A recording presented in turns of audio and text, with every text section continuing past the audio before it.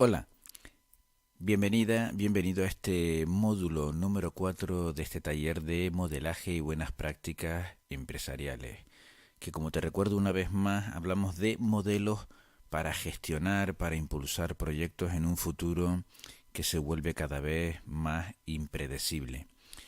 En este módulo 4 vamos a hablar de la estrategia fundamental. eh, Todos los modelos de éxito en el mundo de las organizaciones, de las startups, en el mundo profesional, pasan por la estrategia. Y esa es la mejor de las buenas prácticas que podemos tener en cuenta. Aquí veremos incluso varias opciones de lo que es la estrategia o diferentes fórmulas de cómo está evolucionando la economía para tener un planteamiento estratégico para nuestros proyectos o para nuestra organización. Estrategia es la visión que lo cambia todo. Si tenemos en cuenta que el futuro está incrustado en el presente, es decir, en el propio presente de nuestra organización, de nuestro proyecto, de nuestra actividad profesional, están prácticamente el grueso de la información, el grueso de los indicadores que nos va a dar las pistas para el futuro que nos conviene o que nos interesa. Tipo de estrategia más que características, estructura de las estrategias.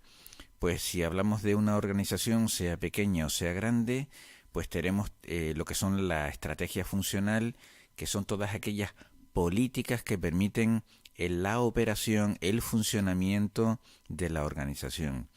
Luego está la estrategia competitiva, es decir, aquel apartado de nuestro proyecto, de nuestra organización, que nos permite decidir cómo vamos a competir en el mercado. Y luego está la estrategia corporativa, importantísima. Seas una pequeña empresa, un pequeño proyecto de emprendimiento, seas incluso una profesional o un profesional, tienes que analizar y decidir en qué negocios quieres estar. Si eres un profesional, pues tendrás que decidir en qué actividad profesional quieres estar posicionado a X años. Como ves, vale prácticamente para todo. Vale para una corporación enorme, vale para una pequeña y mediana empresa, vale para un profesional freelance perfectamente. ¿Qué categorías de estrategias empresariales podemos tener? O una empresa, una organización, ¿qué tipo de estrategia se puede plantear? Ya hemos visto la estructura principal en la diapositiva anterior y aquí vamos a verlo más en detalle. Primero que nada estarían las estrategias de rentabilidad, es decir, cómo voy a explotar, qué inversiones, cómo voy a generar estabilidad para mi proyecto de negocio, qué estrategia puedo seguir con mis productos y servicios, es decir, qué ciclo de productos o servicios voy a tener, cómo va a evolucionar y a cambiar mi portafolio en el tiempo. Luego están las estrategias, que en este caso son de posicionamiento de rentabilidad. Aquí tenemos el modelo del Boston Consulting Group. Luego están estrategias como el modelo de General Electric, es decir, para grandes corporaciones, el otro es una consultora. Y luego está el crecimiento sostenible como estrategia para rentabilizar nuestro proyecto empresarial. Luego están, digamos, las estrategias básicas del negocio, del proyecto. Aquí tenemos el modelo de Michael Porter, que lo veremos ahora un poquito más avanzado, que nos da 4 cuadrantes en el que podemos posicionar a nuestra organización. Luego están las estrategias de creación de valor, las disciplinas para crear valor, importantísimas. De tan importantes son consideradas estrategias básicas. Las estrategias competitivas, de posición relativa en el mercado, las estrategias del océano azul, que ya las hemos visto en el modelo anterior, es decir, cómo competir en el mercado, y las alianzas estratégicas. ¿A quién podemos encontrar en el mercado? ¿Con quién podemos cooperar? O mejor, competir, es decir, cooperar para competir en el mercado y establecer una alianza estratégica que nos dé una ventaja. Luego tendríamos, evidentemente, las estrategias de crecimiento. Crecimiento intensivo, integración, diversificación, no son sino formas de hacer evolucionar. Ya hemos visto la innovación incremental, evolutiva y la disruptiva o radical. Formas en las que vamos a hacer crecer nuestro proyecto o nuestro negocio. Y luego el desarrollo internacional. Ya todo es global. Realmente como mucho deberíamos pensar en local, es decir, si actúo local, ¿qué impacto global pudiera tener o voy a recibir en mi proyecto de negocio? Aunque yo piense en local, hay muchas organizaciones pensando en global y actuando en local, con lo cual importante tener en cuenta este concepto. Hablábamos antes de las estrategias competitivas y nombrábamos al señor Michael Porter. Importantísimo este cuadrante que vemos aquí.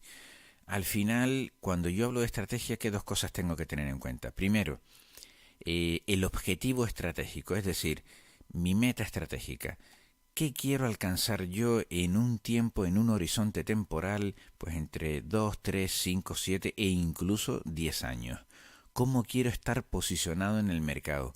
Y por otro lado, ¿qué ventaja puedo tener o puedo desarrollar para posicionarme de forma aventajada en el mercado? Clarísimamente. ¿Qué nos dice el señor Michael Porter? Yo quiero establecer, mi objetivo estratégico se dirige a todo un sector y quiero obtener ventaja dentro de un sector. Pues tengo dos opciones, la diferenciación, diferenciarme en ese sector, o el liderazgo en costes, evidentemente. Es decir, hacerlo muy bien con índices de eficiencia operativa que me permitan ser rentable y tener costes bajos, como si dijéramos. Aquí liderazgo en costes tenemos el caso típico español de Mercadona. Lo hace muy bien gestionando sus costes, con lo cual le permite tener precisamente precios bajos. La diferenciación en el sector, pues para grandes corporaciones que consiguen establecer una ventaja competitiva, pues con portafolios de productos diferenciados, como bien indica la palabra. La segmentación con enfoque de costes bajos. Aquí estaríamos hablando, por ejemplo, del sector de la distribución típico, que juega con márgenes, que trabaja el posicionamiento de bajo coste, toda esa distribución que no sigue el modelo, por ejemplo, de Mercadona, que hablábamos de liderazgo en costes. ¿Qué queda para la pequeña y mediana empresa o para las organizaciones que realmente no pueden hacer ese esfuerzo de liderazgo en costes o no lo quieren hacer porque quieren posicionarse en precios competitivos? Pues está la segmentación enfocada a un segmento, es decir, un objetivo estratégico en un segmento, no en todo un sector. Dentro de un sector hay varios segmentos, yo me puedo enfocar a ese segmento con una especialización. Es como que realmente es lo que podría haber aquí en este cuadrante. Es decir, me diferencio, en el sector me diferencio, en un segmento me especializo, creando valor y consiguiendo una exclusividad percibida por el cliente. Importantísimo este concepto porque cada vez más toma relevancia a la hora de competir estratégicamente en el mercado. La estrategia siempre habla de fuerzas competitivas. El señor Porter las define. Aquí tienes un cuadrante para que veas para cada una de esas 5 fuerzas competitivas cuál sería la estrategia más conveniente. ¿Cuáles son esas fuerzas competitivas? Las barreras de entrada, es decir, aquellas barreras que nos encontramos nosotros cuando queremos acceder a un mercado y que ha creado ya los competidores que están, o aquellas barreras que nosotros podemos crear en un mercado antes de que lleguen otros competidores. Recuerda, por ejemplo, que si optamos por una estrategia o la creación de un océano azul como elemento de innovación, llegamos a un mercado nuevo donde las reglas no están fijadas. Dentro de esas reglas podría crear unas barreras de entrada del tipo que fuera, económicas, de productos, de especialización. Aquí tienes más detalle en este sentido. La otra fuerza competitiva, clarísimamente, el poder del cliente. Y cada vez más los clientes, los consumidores, tienen poder, se agrupan en comunidades y toman decisiones incluso que pueden cambiar mercados. El poder de los proveedores, dependiendo del tipo de mercado, del tipo de sector en el que nos movamos, pues los proveedores tienen un poder que es otra fuerza competitiva a tener en cuenta. La amenaza de sustitutos o sustitutivos, como se llama, es decir, ¿puede ser sustituido mi producto o servicio por una disrupción en el mercado? Pues esa es otra fuerza competitiva importante. y la rivalidad, la competencia. Es decir, qué posición tenemos nosotros respecto a nuestra competencia en el mercado. Si esa posición es aventajada o nosotros llegamos tarde, llegamos los últimos o llegamos en un momento determinado que no somos los primeros y tenemos que valorar esa rivalidad. Estas son las 5 fuerzas competitivas que nos habla el señor Michael Porter y que debemos tener en cuenta. Bien, ¿cómo llegamos del pensamiento estratégico a las estrategias competitivas? Claro, todo esto lleva un proceso, es decir, pensar estratégicamente, visionar y reflexionar sobre los escenarios a largo plazo implica que tengo que dedicar tiempo a conocer el terreno en el que me voy a mover. Tengo que saber cuáles podrían ser esos puntos débiles de la organización o míos como profesional o de mi proyecto de emprendimiento. La siguiente fase, clarísimamente, aquí ya tenemos que identificar, lo plantea aquí, conócete a ti mismo, identifica sobre todo tus fortalezas, tus capacidades como organización o de las personas de la organización. Conoce muy bien a tu competencia, en sus fortalezas y en sus debilidades, y empieza a preparar la estrategia. Con todos estos 4 ingredientes anteriores que vemos aquí, ya puedo empezar a preparar cuál será la estrategia más conveniente para posicionarme lo antes posible. Tienes que conocer tu empresa también, evidentemente, a ti como persona, pero también conocer la empresa. Fíjate, análisis FODA, no análisis DAFO. ¿Por qué? Porque evidentemente solo vas a conseguir posicionarte en un mercado desde tus fortalezas como organización y como persona y el aprovechamiento de las oportunidades. Claro que sí, que hay que ver las debilidades y las amenazas, la D y la A. Ahora, en un segundo lugar, el DAFO, y esto es una opinión muy personal, se me antoja una herramienta poco útil en este sentido. Y como compruebas aquí, dentro de lo que es la estrategia competitiva, el FODA en todo caso, el SWOT análisis. Y al final, aquí lo tienes bastante claro, hay que explotar los puntos fuertes de tu organización, de las personas de tu organización, y eso ya te lleva a la estrategia competitiva. Otra de las grandes buenas prácticas empresariales que está en boga es la responsabilidad social empresarial. Y recuerda que en este módulo vamos a hablar precisamente de todas esas todos esos modelos de buenas prácticas que hoy están tomando relevancia. La RS, la responsabilidad social empresarial. El sector empresarial ha entendido que hay que comprometerse con el entorno en el que interactúa, no solo para vender o comercializar productos o servicios, sino incluso para mejorar el entorno en el que se mueven los clientes de la organización. ¿Qué es la RS? ¿Qué es la responsabilidad social empresarial o también conocida como responsabilidad social corporativa? Pues es una forma de gestión que además incorpora la ética, es decir, cómo se relaciona éticamente la empresa con todo el elenco de agentes, de públicos con los cuales se interactúa, proveedores, clientes, la sociedad, etcétera, etcétera, etcétera. A fin de cuentas, ¿para qué? Pues para contribuir a un desarrollo sostenible de la sociedad, del entorno en el que se mueve.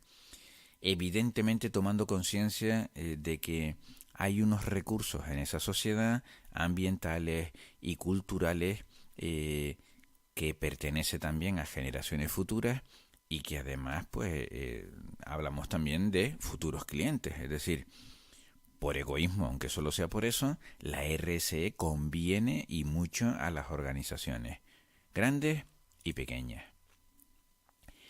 ¿Qué componentes tiene la RSE? Pues básicamente, como puedes ver aquí, tienes los componentes económicos y los componentes legales. ¿Cuáles son esos componentes legales? Pues toda la legislación sobre gobernanza que pueda afectar en un momento determinado, ya que esto está tomando relevancia y se regula. El cumplimiento de normas y leyes al respecto, también evidentemente, y lo observamos en la actualidad, ser una persona jurídica, es decir, una organización que respeta la ley, no que la bordea o que cabalga sobre ella, con ejemplos bastante claros que tenemos en nuestra realidad. A fin de cuentas, incorporar la RSE también permite reconocer a nuestra organización como una firma exitosa. Nos reconoce en el mercado como una organización que cumple y que cumple de buen grado con las obligaciones legales y de todo tipo, ¿no? Y en definitiva, pues también que la provisión que hacemos de bienes y servicios, nuestro portafolio, realmente está dentro de esos requerimientos legales que se piden. Componentes económicos, pues evidentemente una organización que incorpora la RSE aumenta su beneficio por acción, es decir, incrementa el beneficio para el accionista. Además, el componente económico significa también, oye, que yo puedo ser, voy a intentar siempre ser lo mayor lucrativo posible, es decir, una empresa, una organización empresarial privada está para rentabilizar. ¿Por qué no? Si además mi objetivo es lucrativo, es oneroso, ¿por qué no contribuir a que el entorno crezca en esa función? Mantener una posición competitiva, mantener un alto nivel de eficiencia operativa y además, volvemos a lo mismo, reconocer una firma exitosa y consistente, es decir, que además del apartado lucrativo, busca posicionarse y ser reconocida en el mercado por otros valores. Como podemos ver, los componentes económicos y legales forman una parte importante de lo que es la RSE. Al final la RSE tiene un impacto muy positivo porque permite incrementar el valor de la empresa, de la organización. En las pymes, bueno, cuando medimos, por ejemplo, el valor de una compañía, si es una pyme, pues por su valor neto contable. Una organización grande, pues por el valor de su cotización en el mercado de valores. Todo ese volumen de acciones que tiene en el mercado. Y por los dividendos que distribuye. Si al final yo incorporo la responsabilidad social, voy a tener una rentabilidad adicional. Va a haber un dividendo emocional, porque la marca va a ser más apreciada, porque además va a posicionarse como líder del mercado y porque además sus directivos van a tener visibilidad y que esas personas que han decidido en la dirección de la compañía incorporar la RSE van a estar o van a tener una imagen de mercado que multiplica la de la organización. Un dividendo económico, pues los flujos de caja evidentemente que van a ser mayores, un incremento del valor de ese dividendo y un incremento de la cotización bursátil. Es decir, y si eres una pyme, un incremento de la cotización como pyme. Una empresa pequeña o grande con RSE aumenta su cotización en cualquiera de los casos, su cotización emocional y su cotización económica. Entramos ahora en otra buena práctica empresarial, que buena o menos buena, se está convirtiendo casi en obligada, que es la transformación digital. Organizaciones conectadas, cada vez más conectadas y de forma digital con sus clientes. Personas y tecnología para impulsar un cambio consciente. Es realmente el concepto de transformación digital. Porque transformación digital no es la digitalización o la tecnificación de la organización, es cómo las personas de la organización conjuntamente con la tecnología impulsan un cambio relevante, un cambio transformador. ¿Y qué es la transformación digital? Pues esta gente de presencia en Internet nos lo define, y nos lo define con 3 apartados muy concretos. Al final, ¿qué hablamos? De clientes digitales. Los consumidores pues prácticamente han ido transitando y cada vez más hay un ciudadano digital que se mueve en el mundo digital y que realmente busca servicios, productos, busca prácticamente todo, se relaciona de forma digital. La tecnología que lo está transformando prácticamente todo y esa tecnología que además está centrada en lo digital y que afecta a todas las áreas y todas las actividades de la organización. Clientes digitales y tecnología. Al final, líderes digitales, porque esa transformación digital precisa de un gran compromiso con el cambio, precisa de personas, de dirección de la organización que esté comprometida precisamente con un cambio verdadero. Los mercados evolucionan, las estrategias empresariales tendrán que adaptarse, con lo cual pensar en términos de liderazgo digital va a ser fundamental. Así que transformación digital nos habla de clientes, de personas que transitan en ese mundo digital, nos habla de una tecnología que nos vuelve cada vez más digitales y nos condiciona, nos impulsa a actuar, a trabajar con una actitud de liderazgo dentro de ese mundo digital. 4 estrategias que tienen que ver con la transformación digital por si las quieres incorporar a tu organización, así de forma muy simple. Bueno, la estrategia número 1, importante. Los competidores están emergiendo en lugares inesperados, es decir, que en cualquier sitio, en cualquier lugar, aparece un competidor digital que deja tu organización pues muy al descubierto y en riesgo incluso de desaparición. La estrategia número 2, hablar de transformación digital es hablar de talento humano, es hablar de personas. Y aquí está el desafío de ese talento humano de la organización. Si las personas de la organización no entienden, no trabajan, no han experimentado el talento humano, difícilmente vas a entrar en transformación digital. Los modelos de negocio en general, aquí habla de los modelos de negocio plug and play, es decir, pulsa y obtienes prácticamente, ¿no?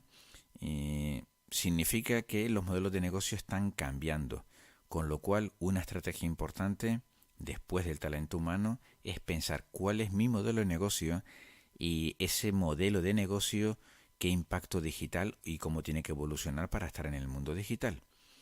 Y luego, hablando también, aquí hablamos de modelos de negocio, los tipos de modelos de negocio, aquí hablamos de la agilidad, de la evolución veloz, es decir, esos modelos de negocio al final me los tengo que plantear de una forma muy rápida, porque cambian de una forma significativa.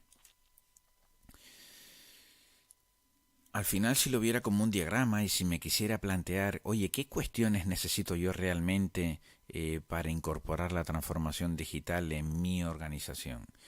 Bueno, pues al final la transformación digital implica pensar en 4 cosas: en el negocio, en el cliente, en las personas y en los procesos. Y para cada uno de ellos aquí tienes unas cuestiones relevantes que podrías trabajar.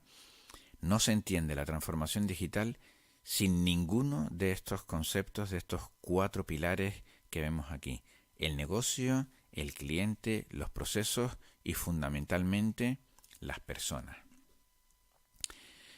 Hemos hablado en la transformación digital de las personas. ¿Y qué tenemos en las personas? Pues tenemos evidentemente de las personas en la organización nos interesa y mucho el talento. Con lo cual entramos en otra buena práctica empresarial que está tomando relevancia, que ha tomado mucha relevancia, que es cómo gestionar a las personas en escenarios desconcertantes, es decir, escenarios como los que estamos, donde el trabajo para toda la vida en una multinacional pues ya cambió y ya no es para siempre, donde empiezan a acontecer, empiezan a aparecer los modelos mixtos de trabajo, donde prácticamente más que incertidumbre, que más bien hay poca, porque los escenarios a futuro están diseñándose y están bastante diseñados, lo que tenemos es desconcierto. Realmente no sabemos o no nos hemos puesto a identificar hacia dónde va esto y cuál debe ser nuestra reacción. En definitiva, estas 4 variables que vemos aquí: talento, conocimiento, datos y valor. Porque al final hablamos de que el talento también tiene que estar y estará conectado con la tecnología, ¿no? Y si vemos este modelo, este ejemplo del grupo, este grupo en Facebook de gestión y gerencia del talento humano, nos da pues precisamente todos los procesos de gestión de ese talento de las personas, el talento humano en una organización. Por un lado, los iniciales: reclutar, seleccionar, contratar e inducir, es decir, implantar en la organización a esas personas, bueno, implantarlas realmente, introducirlas. Luego están todas las actividades que tienen que ver pues con la remuneración, las contraprestaciones a ese recurso humano, el análisis y diseño de cargos, o no solo de cargos, de puestos. Hay que tener en cuenta que el entorno cambia a una velocidad espectacular Eso implica que tenemos que tener un análisis de puestos que se adapta rápidamente a los requerimientos del mercado. Importantísimo, la capacitación y el entrenamiento de ese recurso humano, su formación, su desarrollo, todos aquellos elementos que le producen bienestar. Y en última instancia, todos aquellos elementos que realmente ya no producen tanto bienestar, pues acoso laboral, ruptura y renuncia laboral, la evaluación, es decir, todos aquellos componentes relacionados con las relaciones laborales menos positivos, llamémosle así, y que también tienen su influencia. Aquí tenemos los 5 grandes procesos básicamente para gestionar talento humano. Ahora, para gestionar a las personas desde el punto de vista del talento, quizás el modelo, y es el que más preocupa a las corporaciones, esencialmente a las grandes, y también debería preocupar a las pequeñas, es cómo atraer, retener, motivar, desarrollar y ubicar a ese mejor a ese talento que he conseguido captar desde el mercado, ¿no? Y aquí lo tienes, o sea, tenemos prácticamente las variables más importantes a tener en cuenta, ¿no? El desarrollo de la organización. Conseguimos atraer talento cuando la organización es una organización dinámica, activa, realmente en la que merece la pena trabajar. Gestión del desempeño, evidentemente. Hay que medir el desempeño del talento y hay que saberlo medir de forma personalizada cada vez más. Generar un salario emocional. Evidentemente hay una serie de contraprestaciones que no son económicas y que hacen y permiten retener y motivar a ese talento que nos interesa en la organización. El diseño de cargos, como apuntaba antes. ¿Y qué quiere decir el diseño de cargos? El tener una organización que es dinámica en la creación de puestos de trabajo. Atraer colaboradores, formar, tener buenos planes de formación, que la formación y el entrenamiento sea un activo para motivar y desarrollar e incluso reubicar a ese talento. Puedo tener a alguien muy bueno en una actividad concreta, mediante procesos de identificación de talento puedo detectar que pudiera ser mejor en otro espacio, en otra actividad, en otro departamento de la organización, y mediante la formación adecuada puedo reubicar a esa persona y evidentemente aprovechar mejor su talento. Un modelo muy interesante, porque a fin de cuentas, ¿qué son las organizaciones? Sino grupos humanos que si yo consigo gestionarlos de manera integral con un modelo, voy a obtener muchísima más ventaja. Si lo viéramos como 4 pilares fundamentales, con 3 actividades que debo tener en cuenta, este gráfico lo define perfectamente. Atraer talento. Qué importante para las organizaciones atraer a aquellas personas que realmente convienen y que realmente me permiten posicionarme mejor en el mercado. Recuerda que el talento, aunque no estaba dentro de la matriz de Porter, en la diferenciación en el sector o en la especialización en todos aquellos apartados estratégicos que significa crear valor, con el talento lo vas a conseguir. Aquí tienes una ventaja competitiva y la desarrollas. El desarrollo de ese talento, la fidelización del talento. Ya desapareció prácticamente ese modelo donde las grandes organizaciones, las grandes corporaciones te garantizaban un trabajo de por vida, con lo cual tampoco por parte de los profesionales ya no podemos garantizar tampoco esa fidelidad, con lo cual, ¿cómo se garantiza o cómo se puede obtener un mínimo? Pues oye, tu organización, ya no solo con la promesa de un tiempo indefinido de estancia, sino mediante otro tipo de variables, ya las nombrábamos antes, esos elementos del salario emocional que me permiten mantenerme más tiempo hasta que corresponda. Y luego clarísimamente la salida del talento. El talento ya se tiene que mover. El talento es freelance, como quien dice. Realmente puede tener y estar en varios clientes a la vez, y esto conviene saberlo y conviene asumirlo. En definitiva, una gestión inteligente del talento, la marca del empleador y la marca del empleado, es decir, el personal branding, el employer branding, es decir, queremos asociar como profesionales nuestra marca personal a organizaciones con marca, no a cualquiera. Y luego la compensación total, es decir, no solo la parte económica, la parte retributiva relacionada con el dinero, sino la que motiva, el salario emocional. Bien, sin ser una práctica empresarial y sí siendo algo muy importante para tener en cuenta en la gestión de nuestras organizaciones o en nuestra propia gestión como profesionales, este concepto de los tiempos VUCA, tiempos radicales, es importante tenerlo en cuenta. ¿Por qué? Porque va a suponer un cambio en las prácticas empresariales. Va a ser y nos va a impulsar a que como práctica empresarial o práctica profesional impulsemos unas competencias para sobrevivir en un tiempo único, por llamarlo de alguna manera, un tiempo totalmente diferente, ni mejor ni peor. Cuando hablamos de VUCA, ¿a qué nos referimos? Bueno, VUCA, la V, la U, la C y la A, son las iniciales de estos 4 conceptos que vemos ahí. ¿Qué nos están contando desde el entorno?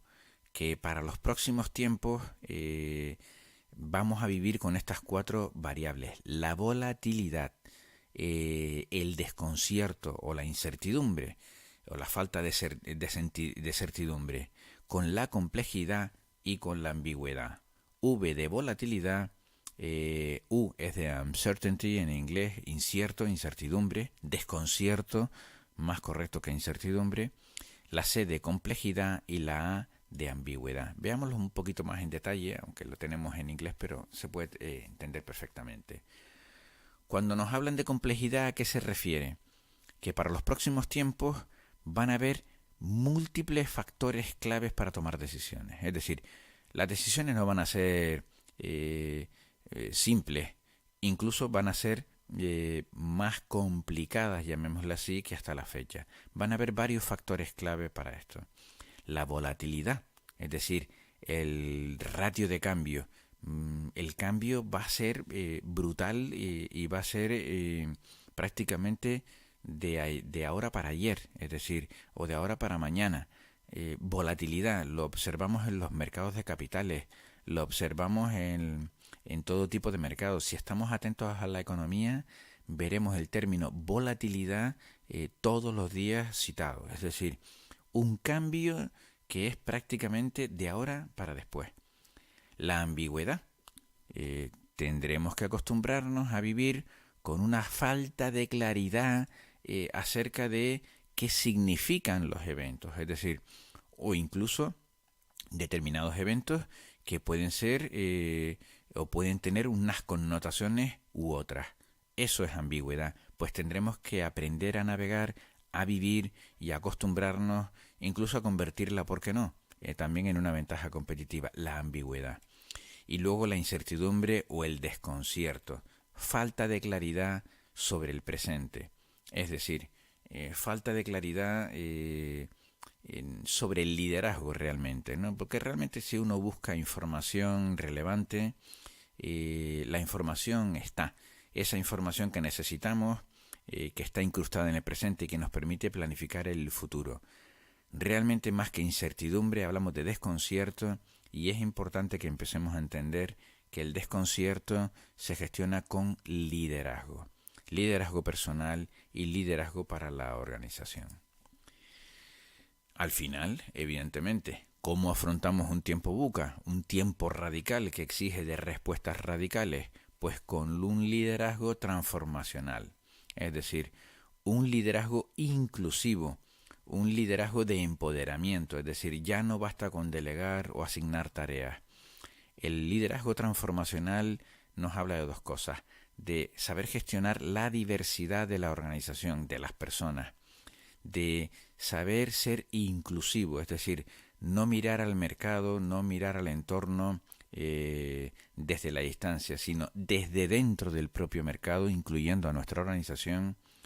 Y evidentemente también significa empoderar, porque vamos a necesitar equipos autónomos que sean capaces de tomar hasta ciertos niveles decisiones en el mercado para la supervivencia de la organización.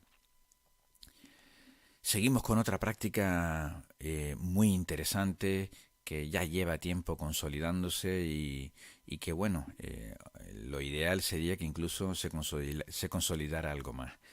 Cuando hablamos de gestión sustentable, ¿a qué nos podemos referir? Pues no hablamos únicamente de la gestión medioambiental de la empresa, hablamos de otras formas de economía, de negocios basados en la competición, en cooperar para competir, en la creación de alianzas.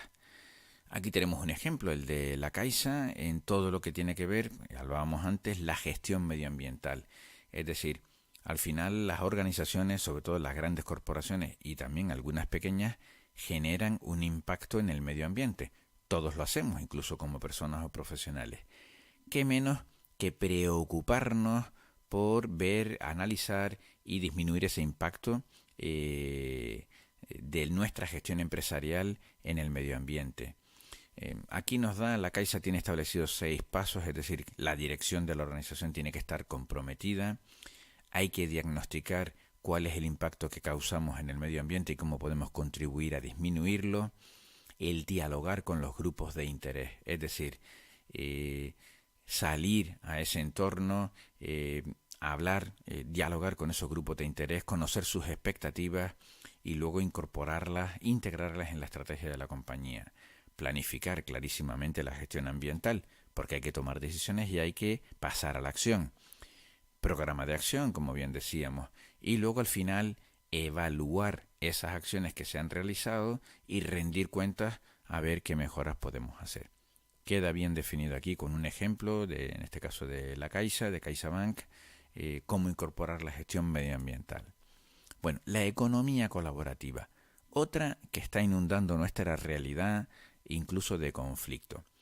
Hablamos de prácticas y modelos económicos basados en estructuras horizontales y comunidades que están transformando nuestra manera de vivir, trabajar y crear. Es decir, donde los usuarios, los consumidores, se unen entre sí utilizando pues la tecnología como soporte. Ahí tenemos el caso de Uber, muy conocido, etcétera, etcétera. El usuario se une a través de una herramienta tecnológica para compartir.